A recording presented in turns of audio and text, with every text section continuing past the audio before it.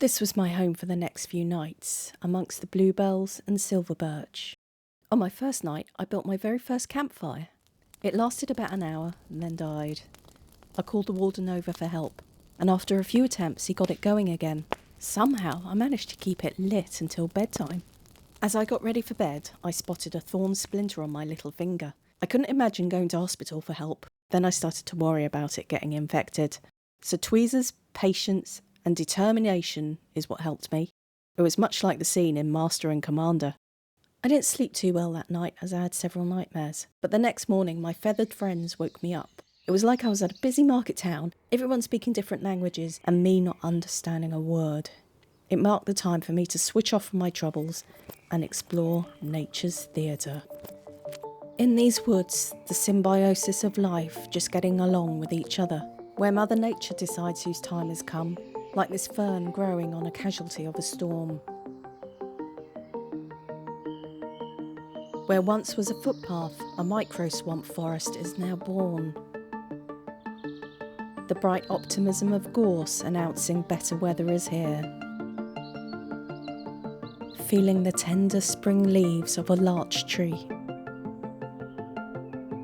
And last season's cones, an intricate yet hardy design.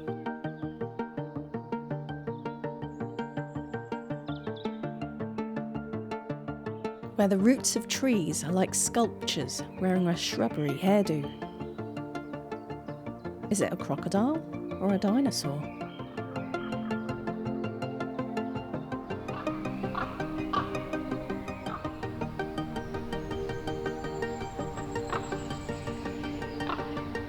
There's plenty of evidence of wild animals, even though there's none to be found. But the joy is in finding the clues if you look carefully around.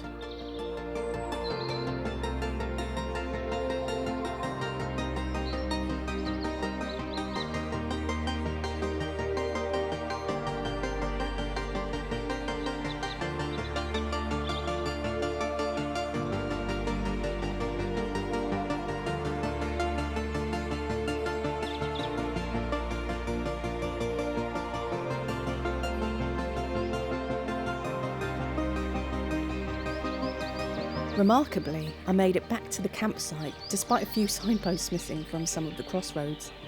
An anxious thought occurred. Am I going to be able to cook dinner tonight over a campfire?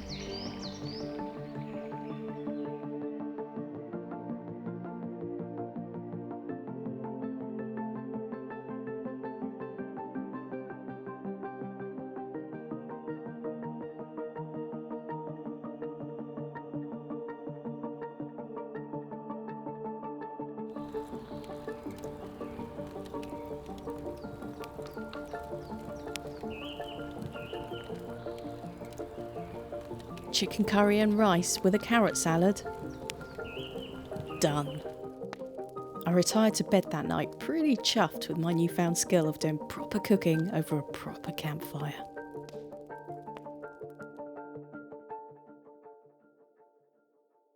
After a better night's sleep and another 5 a.m. rendition by my feathered friends, it was a new day to explore another trail in the campsite woods.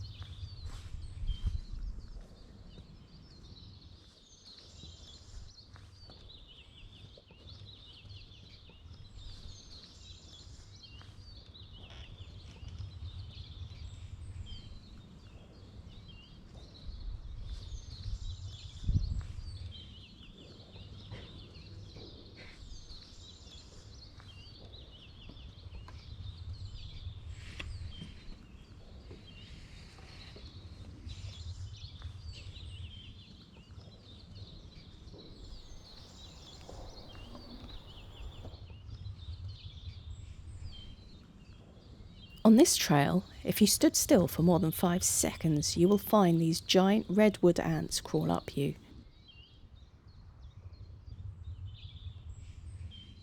Best to keep moving.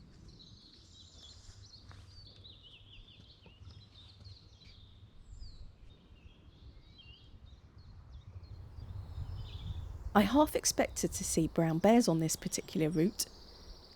Incidentally, just as I walked past this spot, I heard a creaking noise. There was barely any wind, but I kept still. Not out of fright, but curiosity. I never heard it again when there was a slight breeze, but there was just something quite eerie about this spot. Time to move on. Still on the same path, I was amazed by the different sounds made while walking through mud. It was funny in an immature way.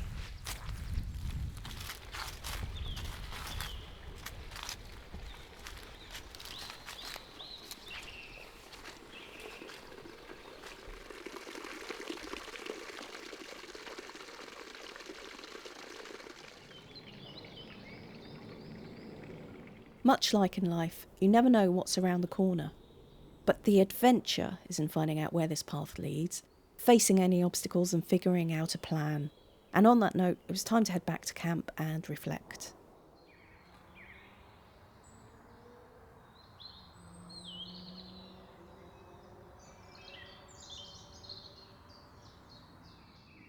I didn't catch it on camera, but as I sat there quietly reading my book, a bird flew down facing me. It sang with purpose and conviction, then flew away back into the treetops. I'd like to think it performed his part of the chorus just for me. He could have chosen a myriad of other trees around, but he chose that tree.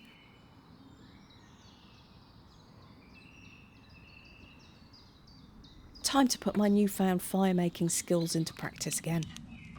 Cooking well underway, I've just made a type of red lentil soup with some chopped carrots and a tomato.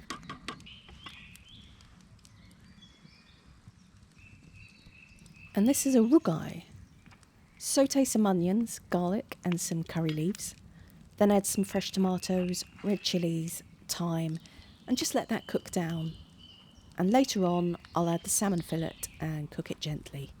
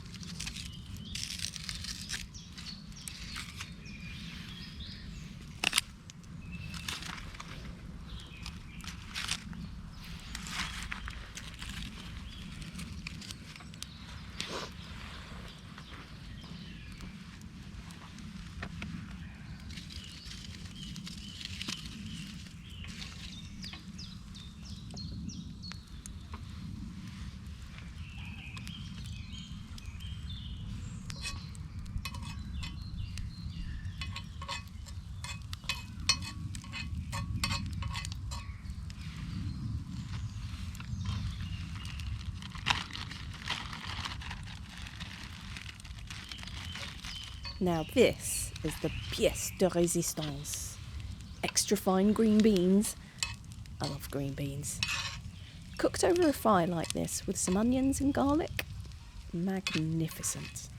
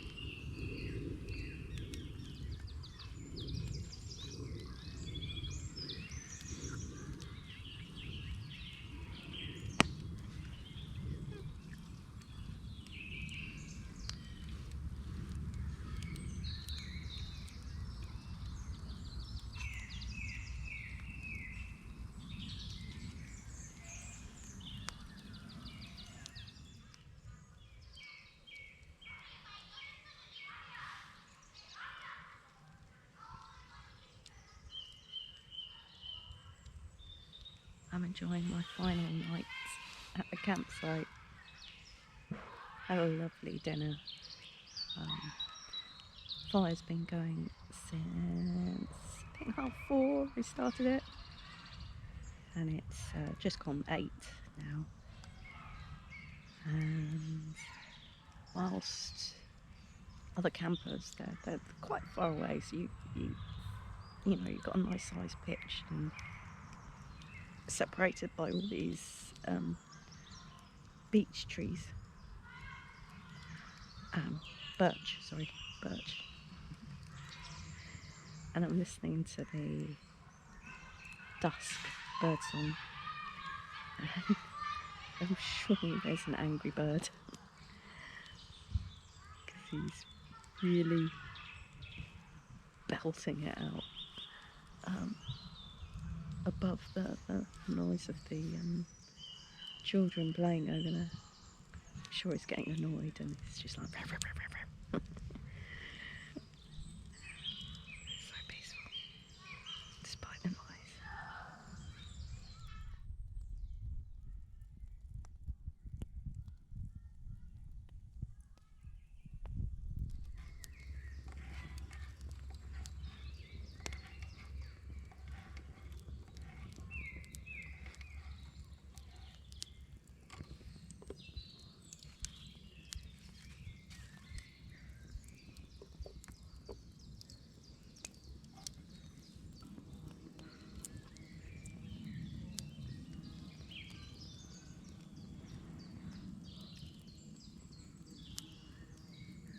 I have to say, I thoroughly enjoyed cooking over an open fire these past few days. Food tasted just like my grandma's when she cooked over wood in her rustic outdoor kitchen. She had a modern kitchen, but I remember standing beside her when I was 6 in the smoky outdoor kitchen and getting bitten by mosquitoes.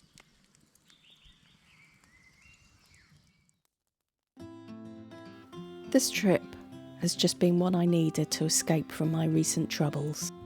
Although I cocooned myself in the woods and below the bird calls in the treetops, all weekend I heard the constant roar of motorbikes going past. I thought this was a quiet country lane. As soon as I exited the campsite, I was greeted upon by thousands riding as part of the May Day bike run to Hastings. If only I'd known. However, I probably wouldn't have got the respite I desperately needed. I can't wait to get out again.